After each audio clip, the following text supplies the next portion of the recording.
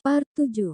Nyai Sembadra seperti biasa tak bisa menahan diri saat mendengar kabar pertunangan antara Juan dan Lara.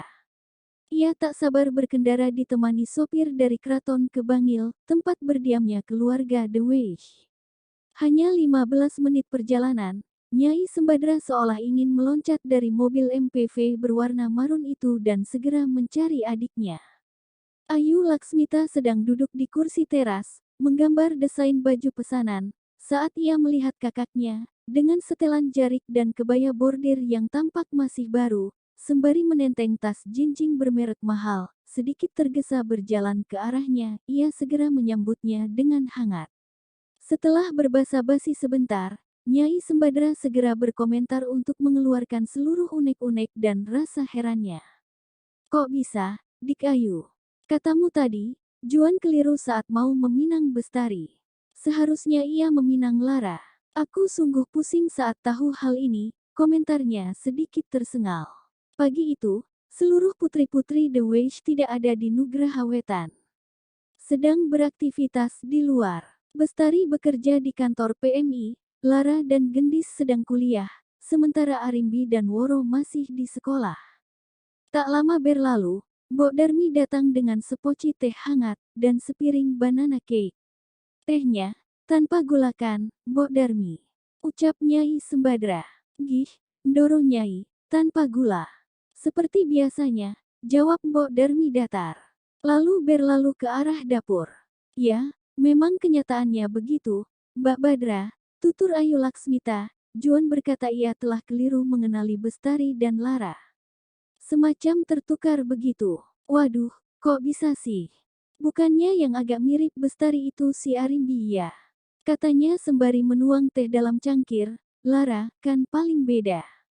Maksudku, ya cantik juga tapi kan tidak mirip Bestari dari mana-mana kecuali hidungnya saja. Ayu Laksmita berpikir sebentar, tapi, perasaanku keputusan si Juan sudah final. Seminggu lagi keluarga De Borg datang dari Den Haag, jelas Ayu Laksmita santai. Memangnya Juan dan Lara ketemu di mana? Yang kita ajak ke pesta keluarga De Borg kapan lalu itu kan Bestari saja, Dik Ayu. Kejar Nyai Sembadra kurang puas. Entah Mbak, katanya Lara sempat datang ke resor dengan teman-temannya saat ada tugas membuat apa itu tulisan yang kayak di koran-koran itu loh, Ayu Laksmita menjawab sekenanya.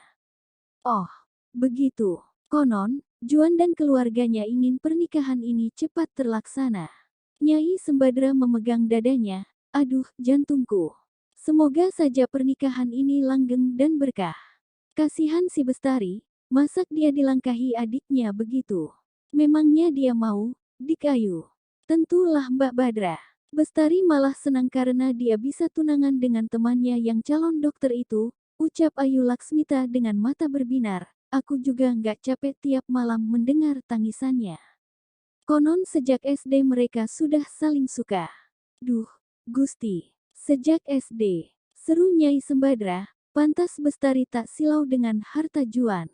Si Roma ini kan masih tetangga, Mbak. Rumahnya sekitar 3 blok dari sini. Teman masa kecil. Bestari kan begitu, agak melankolis beda dengan Lara. Oh alah. Petik 2. Mungkin ini yang namanya cinta mati, komentar Ayu Laksmita sembari tertawa. Anak sekarang mana mengerti ruwetnya kehidupan rumah tangga. Ah, Lara, masih muda sudah menanggung semua untukmu, Dik Ayu. Moga anak itu baik-baik saja nanti, ucap Nyai Sembadra sembari menikmati banana cake yang kenapa kok rasanya terlalu manis kali ini. Bisa-bisa gula darahnya melonjak lagi. Walau tidak terlalu puas dengan jawaban Ayu Laksmita mengenai kekeliruan antara Lara dan Bestari, tapi Nyai Sembadra cukup lega mendengar kabar keluarga De Borg akan segera datang ke Nugraha Wetan. Ia pun pulang dengan meninggalkan aroma tajam dari wewangian yang dipakainya, parfum terbaru dari brand artis mancanegara yang baru saja di-launching bulan ini. Harapan Nyai Sembadra sebenarnya tidak muluk, agar Lara tetap baik-baik saja. Karena saat ini Lara merasa sedikit heran dengan perilaku Juan. Namun, ia menepis semuanya. Ia hanya terkejut, kenapa secepat itu Juan meminangnya. Bukankah Juan sudah pernah berkata bahwa Lara bukan tipenya? Jelas-jelas di saat wawancara, Juan mengatakan bahwa dirinya tidak takluk dengan perempuan manapun. Lalu, dengan bodohnya Lara mengoreksi, belum. Ah, siapa yang tahu hati lelaki itu? Juan bisa mengubah ekspresi wajahnya sepersekian detik. Itu yang dilihatnya saat ia berkunjung ke kantor Taman Asoka. Memikirkan hal itu, melintas rasa ngeri di benak Lara.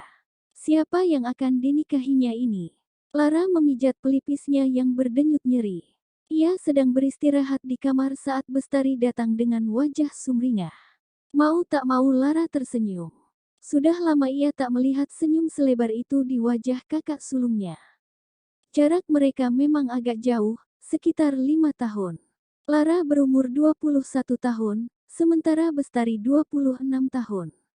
Itu salah satu sebab kenapa Bestari begitu sabar dengan tingkah Lara yang kadang masih terasa kekanakan.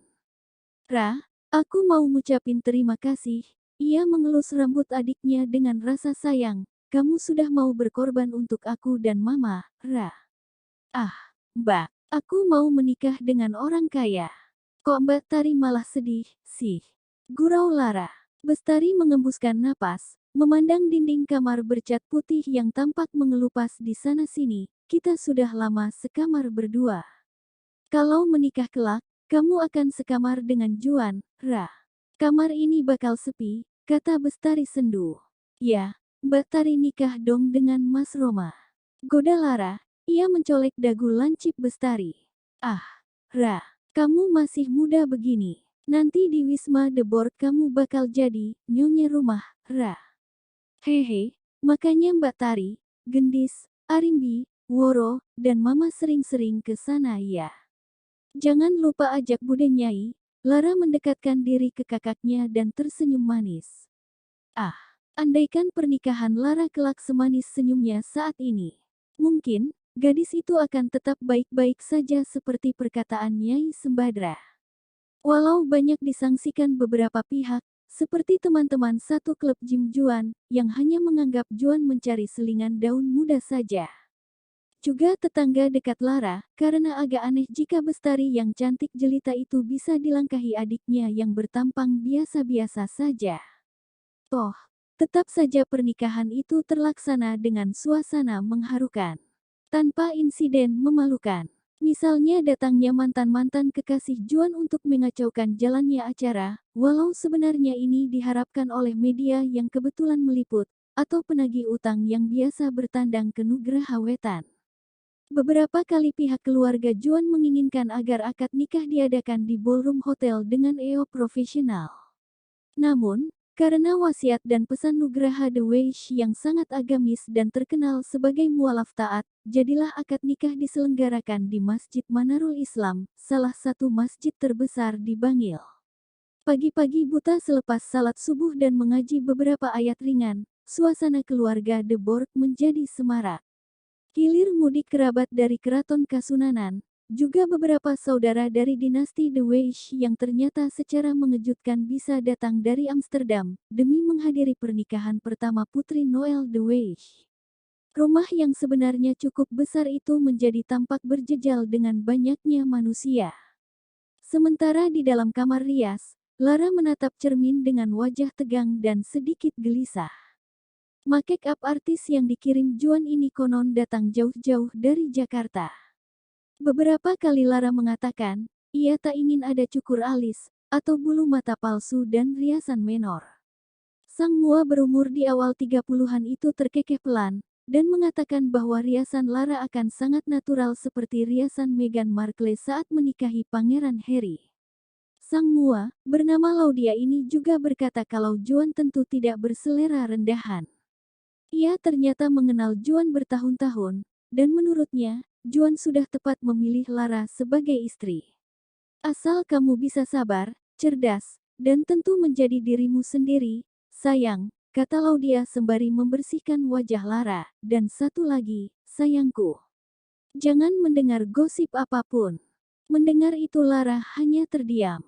Ia merasa mantap menjalani pernikahan ini. Apapun yang terjadi kelak, itu adalah keputusannya. Suasana ruang utama masjid sudah dihias dengan bunga-bunga segar berwarna serba putih, pink, dan lavender. Konon, keluarga Juan meminta agar bunga-bungaan ini didatangkan secara khusus dari kota Batu. Undangan dan kerabat begitu takjub dengan dekorasi yang mewah namun terlihat alami karena penuh bunga. Secara khusyuk mereka duduk di atas karpet masjid yang tebal, karena semua yang hadir harus duduk bersila dengan tertib. Mempelai pengantin pria tiba tepat waktu, setelah sebelumnya Nyai Sembadra kebingungan mencari besan adiknya yang belum kelihatan batang hidungnya di ruang utama. Setelah itu, barulah pengantin perempuan tiba. Lara tampak cantik dan anggun dengan busana kebaya putih serta jarik sutra dan kerudung panjang. Wajahnya tampak sedikit pucat, tapi hal itu malah membuatnya tampak bersinar. Juan yang sudah khusyuk duduk di depan penghulu, dan saksi melirik pengantin wanitanya, ia tersenyum tipis. Wajahnya sangat tenang, hingga kedua orang tuanya, Fitzwilliam dan Ingrid de Borg merasa khawatir. Apa benar anaknya ini akan menikah? Kenapa sama sekali tidak ada raut cemas pada mimik putra tunggalnya ini? Juan berkelakar, jika usianya sudah sangat matang. Sehingga rasa cemas yang sering didramatisir para mempelai pria yang banyak keseleo saat akad terjadi tak akan ia alami.